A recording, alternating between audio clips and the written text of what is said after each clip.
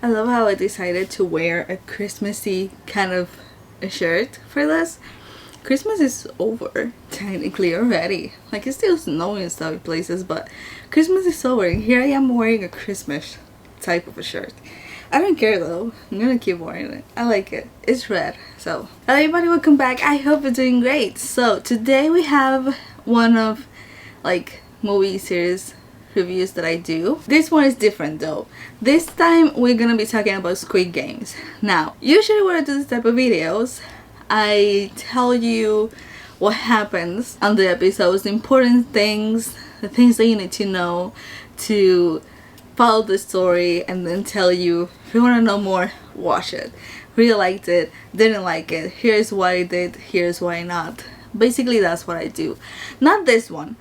I have never made a video on season 1 of Squid Games. I did see it, absolutely love season 1. I never made a video of it, mainly because it was so much that I was like, there's no way I can put everything that happened in season 1 in a video that is in an hour long, because it's a lot. So I didn't do a video of it. And also I didn't think they were going to do another season, but they did. Not only a season 2 was released, they're going to release a season 3 this year. And it took me a while to see season 2, honestly, because I absolutely love season 1. And sometimes when things like this happened, season 2 tends to not be the greatest. But I still watched it. Season 2 released on December, and it took me a while to see. But I did see it. And I have opinions. Now I think I know why season 2 has so many mixed reactions. And I was like, I'm gonna make a video about this.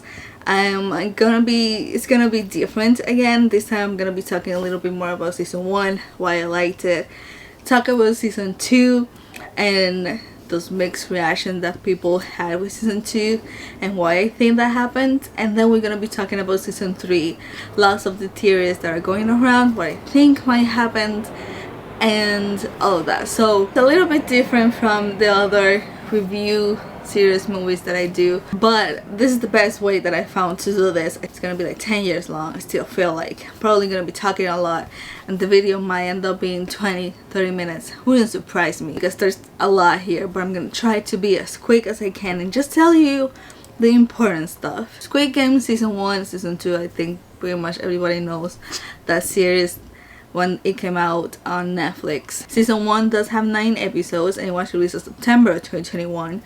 And season 2 has 7 episodes and it came out December of 2024. So it took a while for the season 2 to happen. The episodes are an hour long, a little bit over an hour, but there's a few that are less than an hour. So, and again, season 1 was such a boom. I understand why they push for season 2 and season 3 now. So before I start talking about it, I do want to say, I'm gonna say this at the beginning, usually forget, but if you haven't watched Squid Games and you're planning to watch it because people are telling you, or you watch the video and you're like, oh my god, I should watch it, I want you to know that there's a lot of dead in here, a lot of blood, a lot of heavy topics, a lot of society things that are very heavy. So if you don't like those things, don't watch it. Don't force yourself. It is a very strong series. A lot happens, a lot of people die, so don't force yourself to watch it, okay? If you want to watch it, go ahead, now that you know. But it is heavy, so if you don't like those kind of things, don't force yourself to watch it. You can watch this video and then see if you really want to watch it or not, but just know. So we're gonna talk about season 1 first. When this came out, everybody was very surprised by it. It took Netflix by a storm, I feel like. It was #1 for a while. People really liked Squid Game season 1. I think pretty much everybody has seen it at this point. People love it, and again, it doesn't surprise me that this season 2 and season 3 happened. So I'll give you a very basic rundown on season 1. This is not everything, this is like the basic as it can get, just so you get the idea of it. And I wrote it down because I wasn't going to forget it. So Squid Games is basically this whole game that a rich person created. Basically people that have huge amounts of debt. Oh my god, I cannot. This is gonna be fun. Recruited into this game, and they go to this game to play for money. And essentially it is like, these games are very popular in Korea. I think they're child games, but in the Squid Games they're very, people die. So essentially after each game, players are eliminated. It will add a certain amount of money to a piggy bank that they can see where they're sleeping. So if 10 people died, and a certain amount of money is going to go into that piggy bank, and whoever wins, which is one person, that is the last one standing, is going to take all that money home. And of course this is something that people there want, because they have debt to pay. What they don't know is that they will actually die. Like, it's not like you eliminated, bye. No, you will die. And when they mean one person will take it all home, that means that person is the only one surviving out of hundreds of them there playing. They don't know this until they play the first game. The first game is one that became very popular, which is red light, green light, and that's when they realize they're going to die if they don't win the games. Throughout all of this, there's the main character called Ki-hoon. I think that's how you pronounce it. But I remember he wanted the money to clear some of his debt because he wanted to have his daughter back, and also make it easy for his mom, if I remember. But he was in need of that money, essentially. He does go to the game, and he's the one that wins. He's the one that takes all of the money and all of that. And at the end of season 1, it does end with him. He was going to go in a plane to go see his daughter, if I remember, in the USA. But he decided not to. He was on a call with somebody, and he decided not to, and to go back and get revenge and stop the games, essentially. And there's also this other player on the game that is number 001, which his name is Ilnam, and he's the one that created the games. That is something that we learn at the end. That is something very important, and Gi-hun does know this at the end of season 1 also. That number 001 is technically important in season 2 as well. So that's basically it, the basic of it. Again, there's more games that happen, there's more characters, there's more stories there, but the basic stuff is there.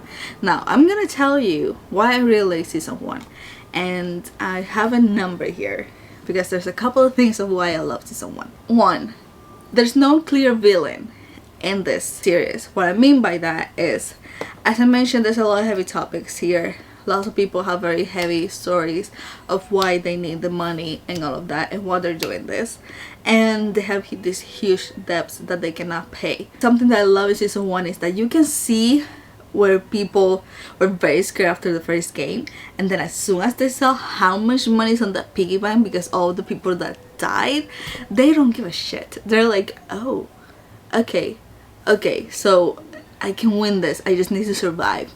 Even at some point when they realize if people die even outside the game, it adds money to the piggy bank. That was hell. It was horrible because people started killing each other right there when they sleep because they didn't care. It's that change of people, how money and how greed blind them, not caring about people died, and just do anything to survive. Now the main person that comes into mind, character that's technically one of the main ones, is Sanwon. He is a friend of Gi-hun, and his story is basically that he goes to the game to escape the police because he's being wanted, because this security company that he has done very bad stuff with it, like bad business practice essentially, and he went to the game to escape essentially, and plus pay the debt. That's all. And with him, when he started, he looked very worried. He definitely didn't want to, make people die, or he didn't want anybody to die. But as soon as he saw that money in the piggy bank, man, his character just started to change more and more during the series. At the end, he started doing things to win without caring. There is this game at the endish where they're playing couples. There is marbles. I have played that game before, but it's like marbles and stuff, and he was paired with this other character that I didn't write his name, but he's adorable. I love his character. I cried when he died because what Sangwoo does is he basically shits. He tells him, we're both gonna survive, don't worry, and the other guy believed him because the other guy was a very good guy. And when Sangwoo leaves, he realized that he was being played and died. And then also at the very end, there was only three of them: Sangwon, Gi-hun, and another girl named Sebyuk. And Sangwon kills her before the last game, and Gi-hun knows that he did, and he got very angry. So again, it's that develop in Sangwon's character of going from I want everybody to survive, seeing the money and being like, I'm surviving this. So people thought he was the villain. I don't think anybody's a villain on season 1. It's just that greed and how money blind people there, and they did anything to survive essentially and get that money because that's all they care about essentially. Number 2, I was able to connect with the characters. Again, I got time on season 1 to get to know the characters, love them, and then cry when they died, because I cried a lot on season 1, and I was able to see how they change, even if it is for good or bad. In the sense of Sangwon, I got angry at him. Instead of crying when he died, I was like about to throw my phone off to the wall when he killed the girl, that type of a thing. But I was able to have those feelings because I was able to not connect really with the characters, but get to know the characters and their story and be played by them essentially. For player 001, which is Ilnam, he's an old man and people there were trying to protect him, essentially Gi-hun as well. And at the end, when I saw that he created the games, I was about to throw my phone off the floor as well, because I was like, I care about you, old man, and you're telling me you made this game, you know? So I was able to have all those feelings because I was able to connect with the characters, get to know them, and just care about them in a way that when they died or they did something, I was about to just kill them myself. Number 3, there is a funny side to it, but it's also serious. There's a good balance between funny and serious. Now don't get me wrong, whenever they were playing games and all of that, it was serious, but at some point they had this funny moments that are great to break the seriousness and to calm you down and be like, okay, I can do this, I can go through this. So it was a good balance there.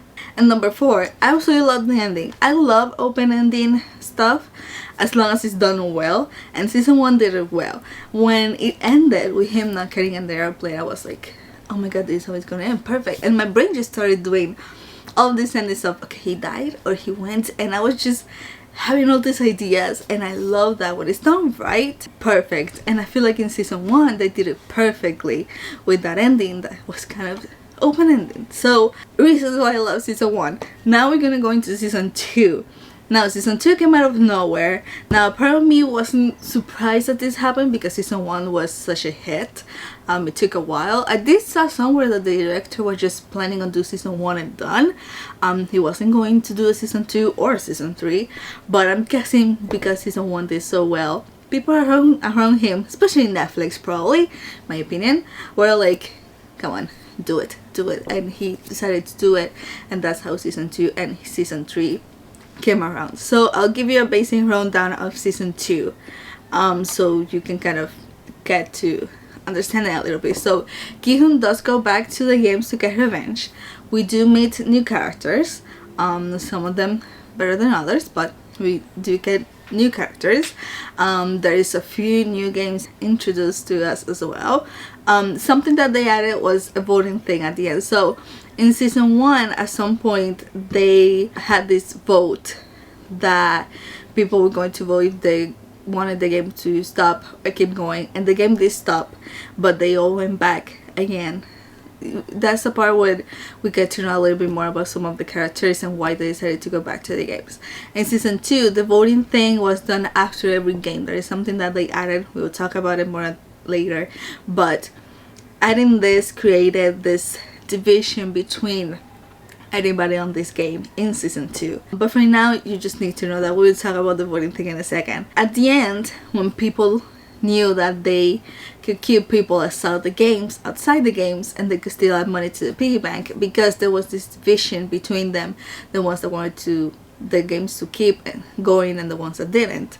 Gi-hun knew that the people that wanted the games to keep going, because they lost people, they were going to attack them. So what he did was he convinced some people around him that he trusted, hey, we're just gonna hide well, people are getting killed. It's a small sacrifice, which we will talk about why I have a problem with that, but it's a small sacrifice because Gi-hun knows that at some point the guards are going to come in and stop them. So when that happened, they attacked the guards, get their guns, and went to the top part of the games where the top people that created the game are watching apparently, and get revenge. Essentially, just Gi-hun wanted to get revenge. I don't know why everybody felt like, but we'll talk to it in a second. But that's basically it. But at the end, that didn't happen. More of them died, and Gi-hun was captured essentially. So that's how season 2 ends. There's again more characters, more games, things happen, all of that. But that's kind of the easiest description I can give you about season 2. Now, there's a few things that made this feel different from season 1. One is the addition of the voting thing. Like I said, the voting thing in season 1 just happened once. In season 2, it was after each game. And again, I feel like instead of showing how greed and how money can change people, they took the voting thing as creating that division between the group and the issues that were happening. So they just used the voting to show something different that society can happen in society when it comes to like division and all of that between people. So number 2 is the frontman character. In season 1 we get to know this man, his frontman. That's how we know him. And then at the end is that we know the man is called Inho. And in season 1 we know his face at the endage because there is this other character called Junho, which we'll talk about him in a second, that is in the island looking for his brother, which is Inho, which is the frontman. Again, we'll talk about it in a second. And in season 2, Inho, the frontman, is playing as player 001, just like Ilnam. He's just there because he wanted to see what Gi-hun was capable of. And again, it's cool in season 2 because we, the audience, knows who he is and that he's with the games and that he's the frontman, but Gi-hun doesn't know at all. Even after season 2 ended, he doesn't know that player 001 is the frontman that is with the games, just like in season 1. So it's something cool that they added that I do really like that they did with the frontman. And again, we do know that together with the VIPs. Now, I haven't mentioned the VIPs, oh my god. Season 1, there's this group of people, VIPs. As far as I know, these are people that play the game, that won, that just enjoy seeing people die in the games and they play. That's basically it. Season 2, they don't appear. People are thinking they are going to appear in season 3. I don't know, but that is something that they did.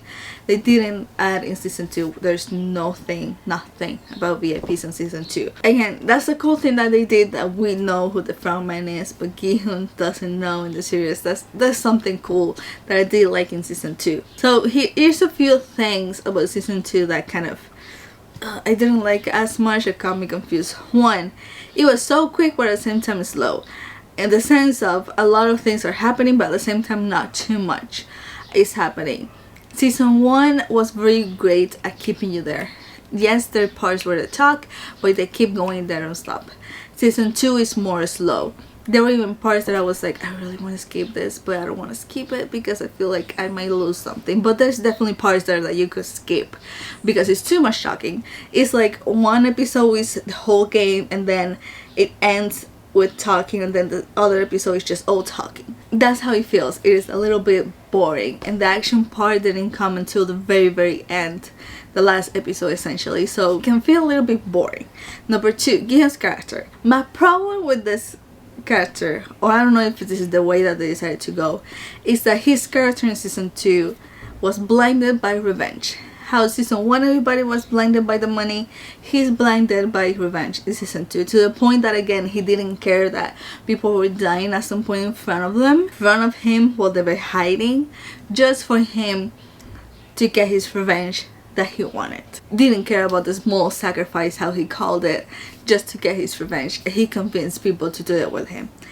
And also 001. If you got betrayed by player 001 already, why are you trusting a player 001 in this? Why? I wouldn't. I will look at player 001 and be like, you get far away from me, man, because I don't trust you. At least I wouldn't. He trusted him way too quick. he trusted him way too quick. And also, at some point, he tells people, I think it was at the end of the first game, we should play red light green light is the first game. I think after that game he told people that he won and that he's there to get revenge. It's like, why? That's stupid. Why? He shouldn't have said anything. If not, that just made it worse, because that created more division to people between the ones that are like, you're just greedy and you wanted more money, and the people that are like, we have a winner here, he can be with us and help us win. You know what I mean? So I don't know, the decisions he was making in season 2 got me angry. I don't know if they're all gonna mean something more in season 3, but, and also like, he wanted people to survive at the beginning, and then the small sacrifice just because he wanted revenge. Just, I don't know, I just feel like revenge blinded him a bit in season 2. Number 3, I couldn't connect too much with the characters. Now there's a few that did make me sad when they died, and there's a few that I do care about, don't get me wrong, but not enough like in season 1. There's a couple that I'm already like, if you die I'm gonna cry, yes, but not like in season 1. Season 1 I had so much time to just get to know them that I got angry. This one I couldn't have those emotions. Now I don't know if it is that I have an opinion on why season 2 is the way that it is, but at least with season 2 I couldn't connect with that many of the characters, or the new ones specifically. Number 4, Junho's character.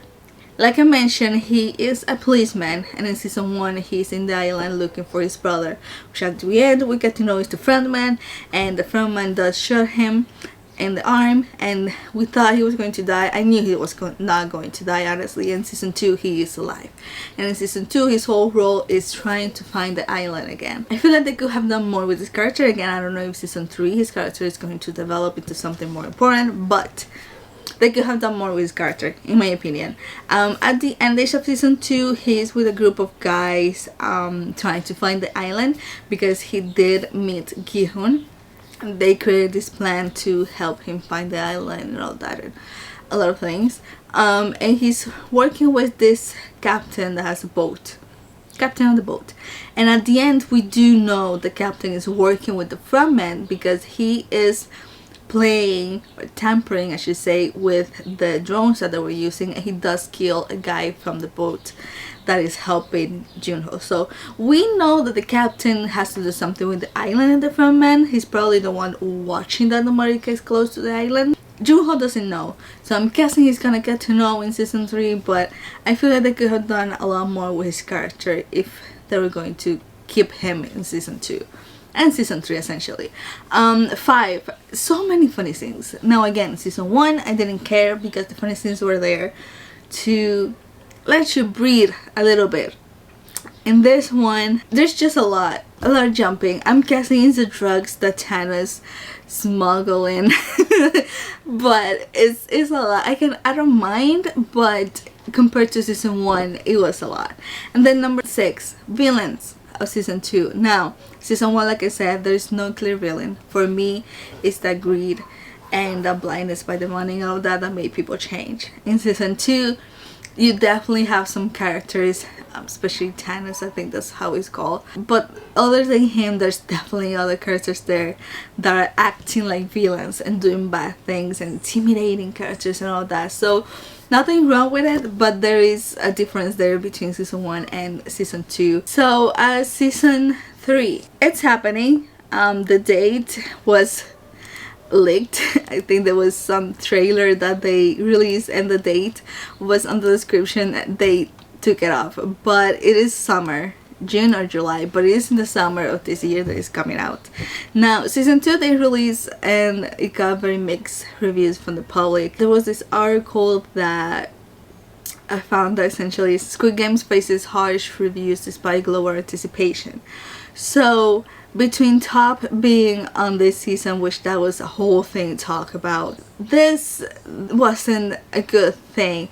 Now I'm guessing they spent a lot of money with these actors, because they have top actors in season 2 for sure, and that was something that was very heavily talked when the teasers came out and all of that.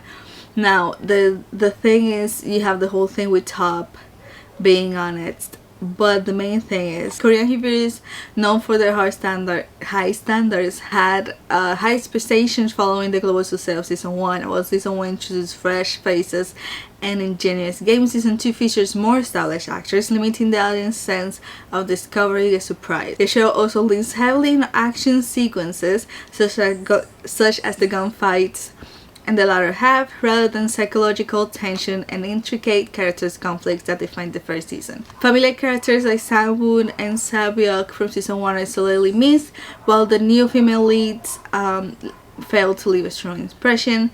Gi-hun remains a frustratingly stubborn protagonist, further dampening the experience. Person once commented in an interview that season 2 will be better than season 2 has left fans puzzled. Season 2, rather than standing as a self-contained story, feels more like a bridge to season 3.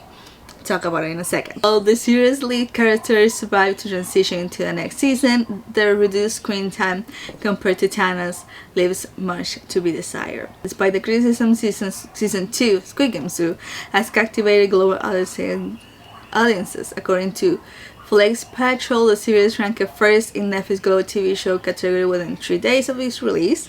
It's up the charts in 92 countries immediately after its debut and added New Zealand the following day, bringing the total to 93 countries. So there's a lot of praise into this, but there's also people that it's just receiving a lot of high criticism for sure. Again, I think the director wasn't going to do a season 2, but they pushed him to do a season 2 and season 3, and this is what came out. Because again, I saw at some point that the director said it was going to be season 1 and done. He was just going to focus on other stuff, but he did this. There's also this other one that talks more about him saying that season 3 will be better than season 2. Squid Game's director Won Dong-hyuk is confident season 3 will be better than season 2. I'm not gonna read this whole thing, but essentially he shares season 2 and 3 of Squid Game's feature a significantly larger cast, and managing so many people on set was incredibly difficult. On the days when characters were scheduled to die, I'll tell the actor, "I'm sad I won't see you tomorrow," but deep down I was smiling inside. Squid Game showed me that giving up is never the answer. If you love something and want to create it, the opportunity may come later, even if it's not immediately. The idea could be the source of inspiration. So there is more characters this time, especially younger ones. When we made season 1, I believe people in their 30s or 30s struggling with debt might not feel desperate enough to join Squid Games. I thought participants would need to be middle-aged to reach that level of despair. But the world has changed. Today, young people are finding it harder to secure stable jobs or achieve middle-class status, no matter how hard they work. Many are turning to cryptocurrency or online gambling in pursuit of a big break. I want to reflect this harshly reality in the new seasons. So he changed it up. And season 1 was a lot more of middle-aged people struggling. Season 2 is a lot of the younger people, which makes sense because a lot of the characters, new ones, are younger people struggling. There's one that has debt because of the crypto thingy. You have Thanos with the music, so it makes sense. I'm guessing, and this is I think what happened. One, I think this is like Sweet Home. If you haven't seen Sweet Home on Netflix, I highly suggest it. I have made videos about all 3 seasons of Sweet Home. I absolutely love that series. I think Squid Game is like Sweet Home, where season 1 is an introduction, and then season 2 is like, okay, we didn't explain everything to you in season 1, so season 2 is explaining everything that you need to know and getting to know everything and the new characters that you need to know. So season 3, that is the ending, we don't need to explain too much to you, you just go and done. So I think this is what is happening to Squid Games, where season 1 was the introduction of the games, season 2 exploring the new characters and Gi-hun trying to get his revenge, and then season 3 is you already know the new characters, you're kind of connecting with them a bit, we can kill them and tell you the ending of it. I think that is what's happening with Squid Games. My question is, how is it gonna work? Because Gi-hun is technically captured by the fragment when it ended. There's still people with the sleep that didn't work on his plan to get revenge, and some died and some that stay behind. So how's that's gonna work? Are they gonna keep playing the games now? I don't know. So there's a few theories going around, of course, of what's going to happen or what might happen in season 3. There is games on it, if that game continues, if it's gonna be a new game, I don't know. But there is something that I saw was that season 3 was going to be a few years after what happened in season 2. I don't know if that's true. Another theory is that Gi-hun is going to be the new frontman. Now, In-ho, which is the frontman now, went into the game to see Gi-hun and what he's capable of. And him and Gi-hun does have a connection with the story. When In-ho won the games, he went into the games because his wife was dying. He won. When he came back, it was late, his wife died, so he went back to the game to get revenge, and he became the frontman. That is technically the same story with Gi-hun, where he went back, his mother was already dead, and he went back and got revenge in season 2. So people are thinking that In-ho is just seeing if he's capable of doing his job as a frontman, and that's why he went into the games and see what he was capable of. People are thinking that season 3 might be Gi-hun becoming the frontman or already being the frontman.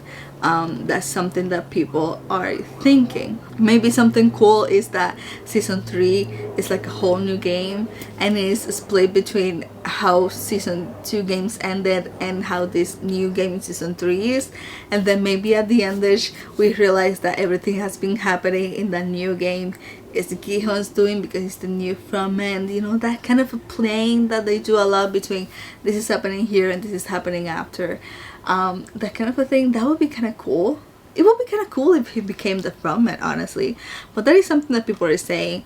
I also think that it would have been cool at the end of season 2 when Gi-hun was captured, because In-ho does appear with the mask and everything. Ji-hun doesn't know that it's him, Period 001.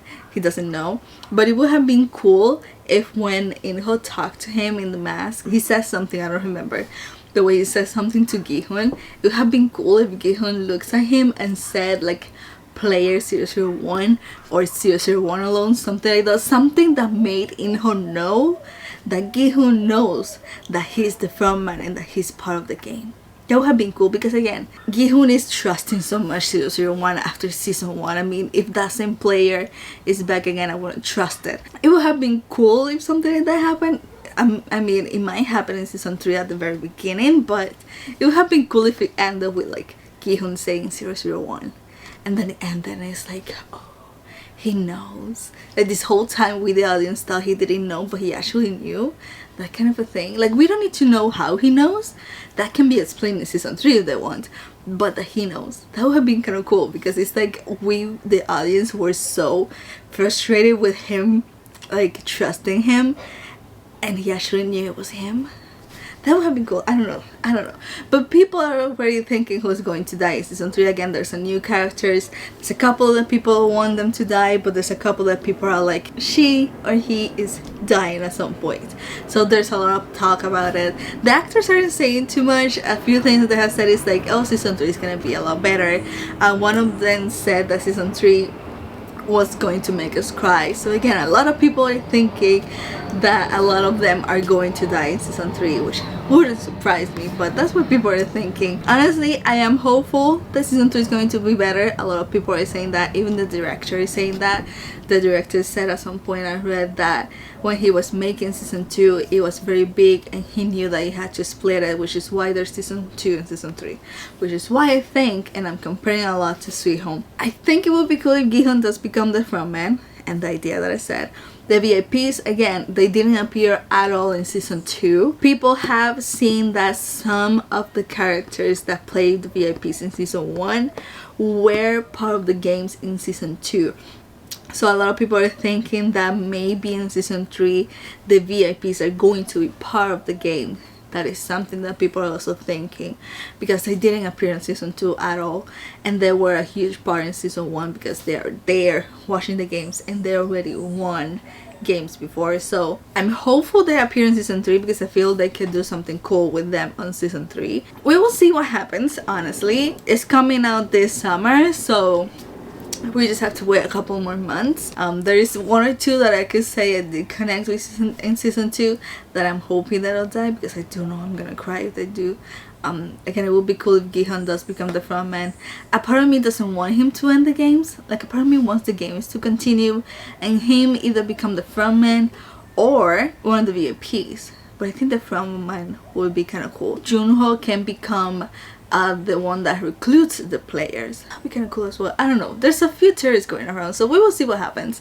So if you have seen Squid Games, let me know what you think. Season 1 and season 2, what were your favorite parts of it? Thanks so much for watching. I hope you're doing great, and I'm gonna see you on this one.